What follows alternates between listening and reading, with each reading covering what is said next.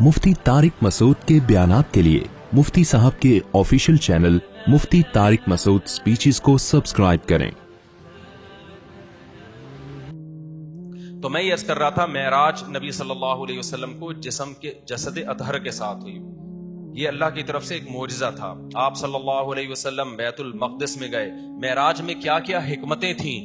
سب سے بڑی حکمت یہ تھی کہ اللہ نے محمد صلی اللہ علیہ وسلم کو سب سے آخر میں بھیجا، لیکن بنایا سب سے افضل۔ تو پریکٹیکلی کچھ ایسے کام کروانے تھے تاکہ آپ کی پریکٹیکلی فضیلت، عملی دنیا میں آپ کی فضیلت تمام پیغمبروں پر ثابت ہو جائے۔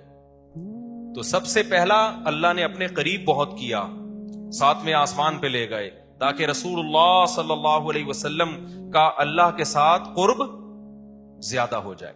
نمبر 2، نبی صلی اللہ علیہ وسلم کو یہ فضیلت کہ آپ نے مسجد حرام میں نماز پڑھائی، آپ کو یہ فضیلت مسجد نبوی میں نماز پڑھائی۔ یہ دونوں بڑی عظیم مسجدیں ہیں، لیکن ایک اور اسلام میں بہت عظیم مسجد ہے جہاں ہزاروں پیغمبر آئے، وہاں بہت سارے پیغمبروں کا قبلہ تھا وہ مسجد، جہاں موسیٰ علیہ السلام آئے، جہاں عیسیٰ علیہ السلام آئے، ابراہیم علیہ السلام بھی گئے وہاں پہ، سلیمان علیہ السلام، داؤد علیہ السلام۔ تو یہ سارے پیغمبر تو اصل میں یہودیوں اور عیسائیوں کے نہیں ہیں، اصل میں یہ کس کے ہیں؟ ہمارے۔ اصل میں تو ہم ان کی تعلیم پر عمل کرتے ہیں، یہود و نصارہ نے تو ان کا نام استعمال کیا ہے، ان کی تعلیمات پہ عمل نہیں کیا۔ ایک ٹرین میں نا ایک انگریز تھا، بر صغیر کا واقعہ ہے، تو اس نے ایک مولوی صاحب کو دیکھا، تم نے داڑھی دیکھی کہ تم نے کیسی صورت بنائی ہوئی؟ انہوں نے کہا جیسی ایسی بنائی جیسے تمہارے پیغمبر عیسیٰ علیہ السلام کی تھی۔ وہ بیچارہ لاجواب ہو گیا کہ یار ہمارے پیغمبر کو فالو کون کرتا ہے؟ فالو تو یہ لوگ کر رہے ہیں۔ تو قرآن کہتا ہے النبی اولا بالمؤمنین من، وہ قرآن کہتا ہے کہ ان اول الناس بابراہیم للذین اتبعوہ وہذا النبی، ابراہیم کے قریب یہ نبی ہیں اور جو ان نبی کو فالو کر رہے ہیں۔ یہود و نصارہ دعویٰ کرتے ہیں ہم ابراہیم علیہ السلام کو مانتے ہیں، وہ ہمارے پیغمبر ہیں۔ قرآن کہہ رہے اصل میں وہ کس کے پیغمبر ہیں؟ مسلمانوں کے، کیونکہ ان کی تعلیمات کو کون فالو کر رہا ہے؟ مسلمان فالو کر رہے ہیں، کیونکہ ابراہیم شرک نہیں کرتے تھے، وہ کسی مخلوق کو اللہ کا بیٹا نہیں کہتے تھے۔ تو اب چونکہ وہ بیت المقدس بھی بہت عظیم مسجد ہے، نبی نے فرمایا جس نے مسجد حرام میں نماز پڑھی 1,00,000 نمازوں کا ثواب، مسجد اقصی میں نماز پڑھی 50,000 نمازوں کا ثواب، اور مسجد نبوی میں نماز پڑھی 1,000 نمازوں کا ثواب۔ تو مسجد اقصی کی بڑی فضیلت ہے، وہاں بہت سارے پیغمبر مدفون ہیں، دفن ہے وہاں پہ۔ تو اللہ یہ چاہتے تھے کہ اپنے حبیب صلی اللہ علیہ وسلم کو اس فضیلت سے محروم نہ کریں۔ اچھا، اس میں حکمت یہ تھی کہ نبی کی فضیلت میں بھی اضافہ ہو جائے کہ آپ مسجد اقصی میں بھی نماز پڑھیں اور مسجد اقصی کی فضیلت بھی اور زیادہ بڑھ جائے۔ اب ہم اگر مسجد اقصی جائیں تو ہمارے ذہن میں خلش رہے گی، بھائی یہاں موسیٰ کلیم اللہ آئے، بھائی یہاں یوسف علیہ السلام آئے، بھائی یہاں ابراہیم علیہ السلام آئے، بھائی یہاں پر داؤد علیہ السلام آئے، سلیمان علیہ السلام آئے، اور پتہ نہیں کتنے پیغمبر آئے، عیسیٰ علیہ السلام آئے، لیکن محمد صلی اللہ علیہ وسلم یہاں نہیں آئے۔ تو اللہ نے مسجد اقصی کی فضیلت کو 4 چاند لگانے کے لیے سید الانبیاء آخری پیغمبر کو بھی مسجد اقصی میں بھیج دیا، آپ وہاں جا کے نماز پڑھیں تاکہ مسجد اقصی کی فضیلت بھی بڑھ جائے۔ علماء جب وہ لوکیشن بتاتے ہیں یہاں نبی آئے تھے، یہاں آپ نے امامت کی، ایک بات۔ دوسری حکمت کیا تھی؟ صحیح بخاری کی حدیث، صحیح مسلم کی حدیث کہ تمام پیغمبروں کی ہمارے نبی صلی اللہ علیہ وسلم نے مسجد اقصی میں امامت کی ہے۔ اللہ نے تمام پیغمبروں کو جمع کر دیا، تمام پیغمبروں کو جمع کر دیا، سارے پیغمبر اکٹھے ہوئے وہاں پہ۔ اس میں بھی کیا مقصد تھا کہ ہمارے نبی صلی اللہ علیہ وسلم کی فضیلت کو ثابت، کیونکہ جو سب سے افضل ہوتا ہے اس کو امام بنایا جاتا ہے۔ ایک عالم ایک علمی نقطے کی بات کرتے تھے کہ دیکھو حدیث سے یہ بات ثابت ہے کہ سورہ فاتحہ صرف نبی پہ نازل ہوئی ہے، اس سے پتہ چلتا ہے کہ دوسرے پیغمبروں کو شاید سورہ فاتحہ نہ آتی ہو۔ تو جب ہمارے نبی نے نماز پڑھائی تو ان کے طریقے سے پڑھائی ہوگی یا اپنے طریقے سے؟ اپنے طریقے سے۔ تو فاتحہ نبی نے پڑھی، پیچھے جو پیغمبر تھے وہ کیا تھے؟ خاموش تھے۔ اس کا مطلب بغیر فاتحہ کہ ان کی نماز ہو گئی کہ نہیں ہو گئی؟ کیونکہ انہوں نے تو صرف سنی ہے۔ تو یہ امام حنیفہ کا موقف ہے، امام فاتحہ پڑھے گا، پبلک سنے گی تو نماز ہو جائے گی۔ لیکن یہ کوئی اتنی بڑی دلیل نہیں ہے کہ اس کو آپ مناظروں میں چیلنج کرنا شروع کر دیں۔ اصل دلائل ہمارے وہ حدیث ہے من کان لہ امام فقراءۃ الامام لہ قراءۃ. صحیح حدیث ہے جس شخص کا کوئی امام ہے تو امام کی قراءت مقتدی کے لیے کافی ہے. دوسری صحیح مسلم کی حدیث ہے کہ امام کو امام بنایا جاتا ہے تاکہ اس کی اقتدا کی جائے. اذا کبر فکبروا، تکبیر کہے تکبیر کہو. واذا قرأ فانصتوا، جب تلاوت شروع کر دے خاموش ہو جاؤ. واذا قال ولا الضالین، جب ضالین کہے تو آمین کہہ دو. اس سے بھی پتہ چلتا ہے کہ امام. اور تو یہ دلائل ہمارے. خیر ہم آگے چلتے ہیں. تو اللہ نے اپنے حبیب صلی اللہ علیہ وسلم کی امامت میں تمام پیغمبروں کو جمع کیا تاکہ عملی طور پر بھی رسول اللہ صلی اللہ علیہ وسلم کی فضیلت ثابت ہو جائے. وہاں سے پھر براق کے ذریعے آپ کو آسمانوں میں لے جایا گیا اور یہ چند سیکنڈ میں یہ کام ہوا ہے. اب یہاں پر جو ملحد لوگ ہیں وہ کہتے ہیں یہ کیسے ممکن ہے. ہم کہتے ہیں جب کائنات نہیں تھی پہلی مرتبہ اللہ نے بنا دی، یہ عقلاً ممکن ہے؟ بھائی وہ دھماکہ ہوا تھا نا بگ بینگ تھیوری، ڈھین کر کے کائنات بن گئی تھی. تو دھماکہ خود بخود کیسے ہو گیا؟ انرجی کہاں سے آئی؟ خدا نے اپنی طاقت سے اتنی انرجی پیدا کر دی جو مادے میں تبدیل ہوئی، اور یا مادہ انرجی میں تبدیل ہوا. جو بھی ہوا وہ تو وہاں بیٹھا ہوا کوئی دیکھ رہا ہوگا تو بتا سکتا ہے کیا ہوا تھا. تو وہ جب بغیر سبب کے اتنی بڑی کائنات کو بنا سکتا ہے، اس کا مطلب وہ کچھ کرنے میں کسی سبب کا محتاج نہیں ہے. تو اللہ تعالیٰ کے لیے یہ نبی نے نہیں کیا. اگر نبی نے خود کیا ہوتا تو ایک اعتراض بنتا تھا، بھائی اتنے تھوڑے سے عرصے میں آپ مسجد اقصیٰ سے کیسے ہو کے آ گئے؟ یہ کام کس نے کیا ہے؟ اللہ نے کیا. تو اللہ سب کچھ کر سکتا ہے. اعتراض جب بنتا تھا جب ہم کہتے یہ محمد صلی اللہ علیہ وسلم نے خود یہ کر لیا ہے، پھر اعتراض بنتا تھا. دوسری بات یہ کہ رسول اللہ صلی اللہ علیہ وسلم کو جو معراج کروائی گئی، اس کی ایک بہت بڑی حکمت یہ بھی تھی تاکہ نماز کی جو فرضیت ہے نا وہ عام احکام کی طرح نہ ہو. معراج پہ بلا کے نبی کو نمازیں دی گئی ہیں تاکہ امت نماز کو دیگر اسلامی احکام کی طرح نہ سمجھے. بھئی آپ نے جب کسی کو گفٹ دینا ہوتا ہے، ایک طریقہ تو یہ ہے کہ آپ پوسٹ کر دیتے ہیں. اس کے گھر میں لیٹر آیا، کھولا تو 5 روپے نکلے اس کے اندر سے، ٹھیک ہے نا، 50 روپے کا نوٹ نکلا. یہ بھی ایک طریقہ ہے گفٹ دینے کا.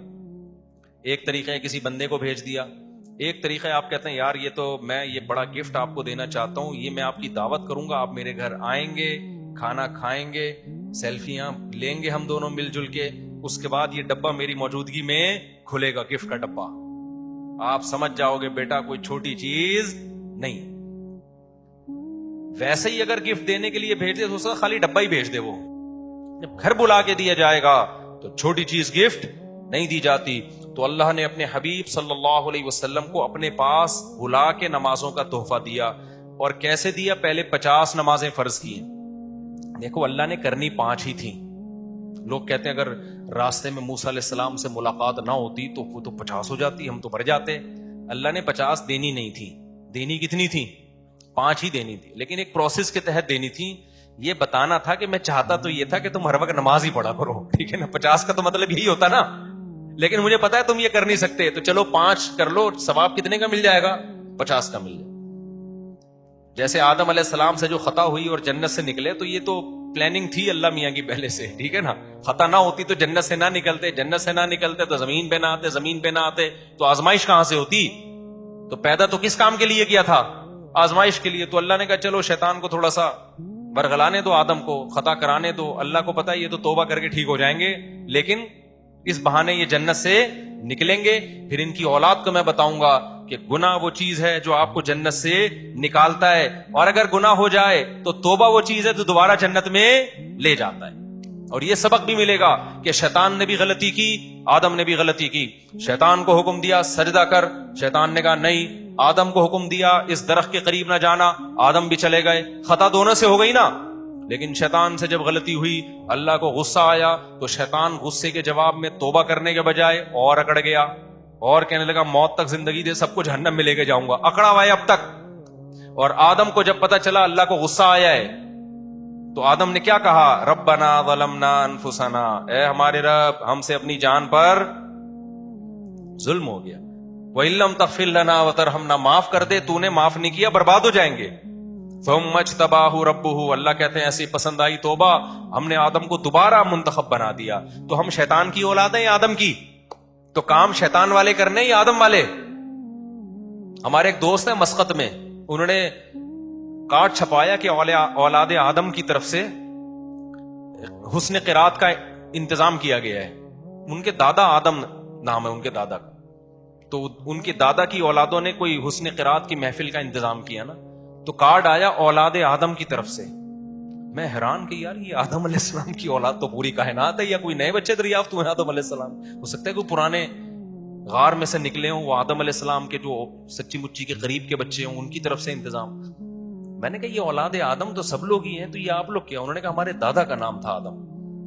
میں نے کہا اللہ تعالیٰ آدم کی اولاد کو صحت اور عافیت والی زندگی اور ایسے پروگرام انعقاد کرنے کی بار بار توفیق عطا فرمائے. تو خیر، ہم کس کی اولاد ہیں؟ آدم کی، شیطان کی نہیں ہے. تو کس کے طریقے پہ ہم نے چلنا ہے؟ آدم کے. غلطی سے بچنا ہے، ہو جائے تو کیا کرنا ہے؟ گڑ گڑانا ہے اللہ کے ساتھ، اے اللہ معاف کر دے، اے اللہ معاف کر دے، اے اللہ معاف کر دے. تو اللہ کہتے ہیں 100 بار گناہ کر کے 100 بار بھی توبہ کی تو معاف، توبہ میں تاخیر ہو سکتی ہے، اللہ کی طرف سے معافی میں تاخیر نہیں ہوگی. تو یہ بھی حکمت تھی. خیر، تو اسی طرح جو رسول اللہ صلی اللہ علیہ وسلم جب معراج پہ گئے نا، تو اللہ نے جو 50 فرض کی تھی، اللہ کو پتا تھا یہ نہیں پڑھیں گے 50 نمازیں. نماز شادیاں کس وقت کریں گے پھر یہ اگر 50 نمازیں پڑھیں گے؟ 4 شادیاں بھی تو کروانی ہے نا، بچے بھی پلوانے ہیں ان سے. تو ہر وقت باوضو رہیں گے یہ تو پھر کیا خیال ہے؟ ٹھیک ہے، ان کا تو وضو ہی نہیں ٹوٹے گا کبھی. تو اللہ میاں نے موسیٰ علیہ السلام کے دل میں ڈالا کہ یہ 50 نمازیں لے کر آ رہے ہیں نبی صلی اللہ علیہ وسلم، لیکن حضرت موسیٰ کے دل میں اللہ نے ڈال دیا کہ کیا کرنا؟ اعتراض کرنا. حضرت موسیٰ سے ملاقات ہوئی، کیا دیا گیا؟ آپ نے فرمایا کہ 50 دی گئی ہیں. حضرت موسیٰ نے کہا میری امت پر تو اس سے کم نمازیں فرض ہوئی تھی، وہ پوری نہیں کر سکے، آپ کی امت کیسے کرے گی؟ ہوتے ہوتے کم کرتے کرتے کتنی ہو گئی؟ 5 نمازیں. تو حضرت موسیٰ علیہ السلام سے اللہ کرے ہم سب کی ملاقات ہو جنت میں، ہم سب ان کو مبارکباد دیں گے، حضرت آپ کا بہت بہت شکریہ. کیا خیال ہے؟ تو لیکن حضرت موسیٰ سے ایک دفعہ بات کر کے نہ ہٹ جانا، کیونکہ بہت زیادہ جلالی پیغمبر ہیں. میں نے بتایا تھا نا، موت کا فرشتہ آیا انسانی شکل میں. حضرت موسیٰ نے پوچھا کیسے آنا ہوا؟ اس نے کہا آپ کی روح قبض کرنے.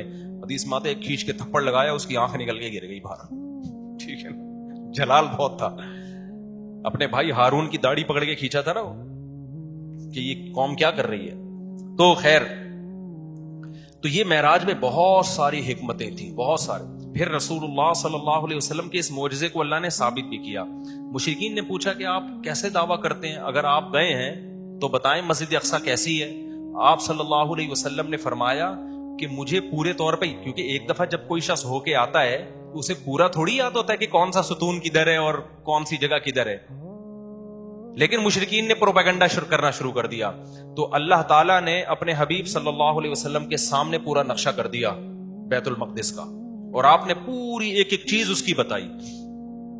پھر آپ نے ان قافلوں کا بھی بتایا جو راستے میں آ رہے ہیں. وہ قافلے جب پہنچے تو بالکل اس طریقے سے بتایا جس طریقے سے وہ قافلے سفر کر کے آئے ہیں. تو یہ اللہ تعالیٰ نے ایک معجزہ دکھایا، اور اس میں حکمتیں کیا تھیں؟ یہ ثابت کرنا کہ یہ پیغمبر تمام پیغمبروں سے افضل ہے، یہ ثابت کرنا.